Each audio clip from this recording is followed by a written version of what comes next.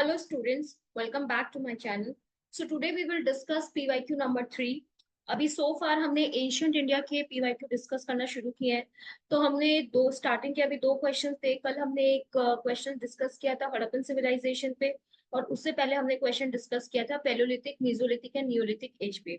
So now आज हम एक डिस्कस करेंगे जिसमें हम ये देखेंगे कि इसका क्या मतलब होता है. Do you agree? ठीक है. So do you agree that the ecological factors influence the flow and ebb of the Harappan civilization. तो इसके अंदर हम मोस्टली इस क्वेश्चन को चाहे तो बहुत सारे पार्ट में डिवाइड कर सकते हैं. मैंने इस क्वेश्चन को जिस तरीके से इंटरप्रेट किया था, तो मैंने इस क्वेश्चन को चार पार्ट में डिवाइड किया है, जिसमें एक तो बताया है points which influence the flow, second बताया है जो इन्फ्लुएंस करेगा एब को, और थर्ड बताया जो अगेंस्ट जाएगा दोनों के. ठीक है. तो दोनों का पॉइंट बताना, और आप चाहो तो कंक्लूजन में लिख सकते हो what is your view, but avoid writing I believe, I agree like this. Don't do that. Okay. So now Harappan civilization के इंट्रोडक्शन में अगर हम बात करें, तो हम यहाँ पे जो हड़प्पन सिविलाइजेशन के फेजेस हैं, like early, mature and later, तो हम तीनों फेजेस के बारे में मेंशन कर सकते हैं. ठीक है. Because they actually give the mature phase जो हम जनरली पढ़ते हैं, क्योंकि that actually give the full fledged urban stage, तो आप उसके बारे में मेंशन कर सकते हैं. या फिर आप डायरेक्टली तीन फेजेस का जो ईयर है, टाइम पीरियड है, वो मेंशन कर सकते हैं. तो जो चाहे आप इंट्रोडक्शन इसके अंदर चूज कर सकते हैं. Now role played by the ecological factors. तो in the flow of civilisation में अगर हम देखें, तो इकोलॉजिकल फैक्टर्स का ये है कि हम स्टार्टिंग में हम देख रहे थे मीजोलिथिक, तब नियोलिथिक में भी अगर हम बात करें डिस्कवरी ऑफ आयरन की, तो धीरे धीरे एग्रीकल्चर के बाद सेटलमेंट चालू हो जाता है.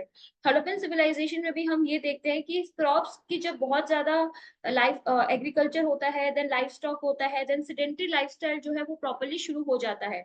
तो बेसिकली हमें different crop, different type of crops जो है वो यहाँ पे मिलती है, लाइक व्हीट, बार्ले, इनफैक्ट हमें कॉटन भी मिलती है.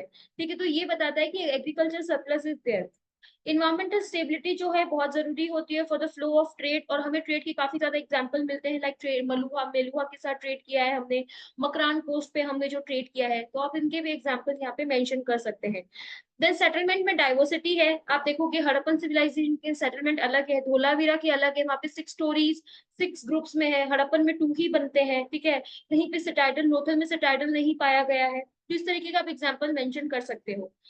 दे were aware of the significance of environment, तो वो नेचर वॉरशिप भी करते थे, पैलेस वॉरशिप भी करते थे, फायर अल्टार्स की भी वॉरशिप करते थे. तो आप इस तरीके की चीजें देखते हो, तब ये देखते हो कि ये सब चीजें इन्वायरमेंटल रिलेटेड है. Now in the ebb of civilisation में अगर हम बात करें, तो हम ये देख सकते हैं कि धीरे धीरे क्लाइमेट चेंज होने लग गया था. 1800 के टाइम पे काफी ज्यादा धीरे हो गया था. क्लाइमेट चेंज का जो है वो ड्रायर हो गया था. ठीक है. जिसकी वजह से सेटलमेंट्स हो, वो धीरे धीरे हमें दूसरे रीजन के अंदर धीरे धीरे उनका हमें डिक्रीज होना दिखने को मिलता है. तो आप ये भी मेंशन कर सकते हो कि सिविलाइजेशन का रोल जो है वो in the ebb of civilization कैसा था, इकोलॉजिकल फैक्टर्स. दूसरी बात है कि आप हिस्टोरियोग्राफी यहाँ पे मेंशन कीजिए. यहाँ पे मैंने आपको बताया था 3-4 हिस्टोरियोग्राफी आपको यूज करनी चाहिए, हिस्टोरियंस के नाम याद रख लो. ठीक है. और आपको हिस्टोरियोग्राफी में यूज आएंगी, जैसे कि आर एस शर्मा हो गया, उपेंद्र सिंह के अकॉर्डिंग टू उपेंद्र सिंह लिख सकते हो. गोल्डी चाइल्ड जो कि मैंने आपको कल बताया था. एम एस साहनी के बारे में मेंशन कर सकते हो. तो यहाँ पे according to them what they suggested कि there is evidence of rock faulting. Rock faulting की वजह से बहुत ज्यादा आपको वहां पे दिखेगा कि जो डैम्स है that actually prevented Indus from flowing towards the C.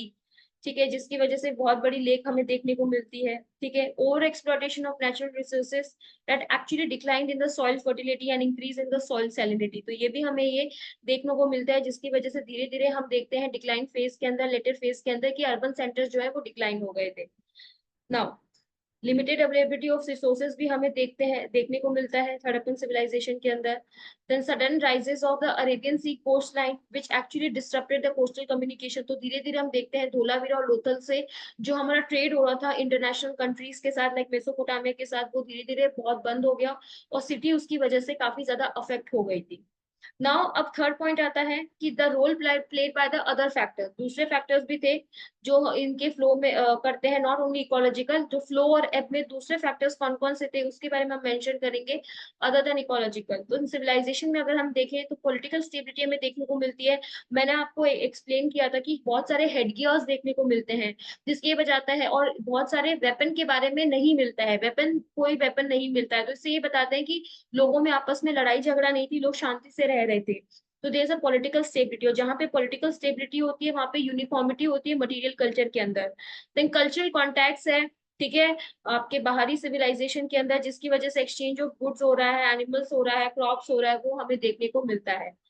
Then in the age of civilization अगर हम देखें, ट्रेड, एक्सटर्नल ट्रेड जो है वो काफी ज्यादा प्रॉस्परस था, and trade was actually in the favour of Harappans. ठीक है, उसके बाद बहुत सारे बीड्स प्रोडक्ट हो गए, मेटल क्राफ्ट हो गए, आर्ट एंड क्राफ्ट के प्रोडक्ट्स हो गए।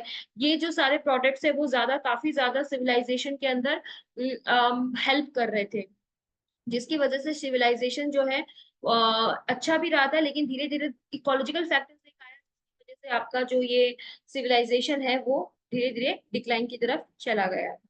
कंक्लूजन में आप लिख सकते हो कि, एक तो ये भी लिख सकते हो कि किस तरीके से हड़प्पन सिविलाइजेशन ने एक काफी ज्यादा ज्योग्राफिकल स्प्रेड किया था, और मॉडर्न डे की कंटेम्प्रेरी जो हमारे हाउस के स्ट्रक्चर्स बने हुए हैं वो भी काफी ज्यादा अफेक्ट होते हैं इकोलॉजिकल फैक्टर्स चेंज होने की वजह से, जिसमें आप नोएडा का एग्जांपल लिख सकते हो, इनफैक्ट गुजरात के कोस्टल एरिया का एग्जांपल लिख सकते हो, द्वारका का एग्जांपल लिख सकते हो कि कैसे वो डूब गए, that due to the ecological factors.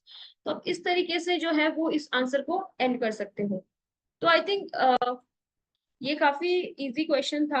ठीक है, अगर आपके थोड़े से कॉन्सेप्ट क्लियर हो तो आप इसको लिख सकते हो, बट दिक्कत यहाँ पे ये आती है हिस्टोरियोग्राफी की आती है।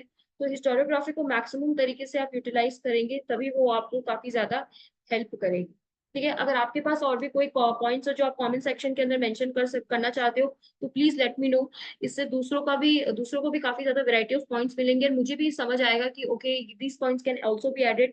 तो नेक्स्ट टाइम शायद मैं कभी किसी स्टूडेंट को एड्रेस करूँ तो वो पॉइंट डेफिनेटली मेंशन करूँ।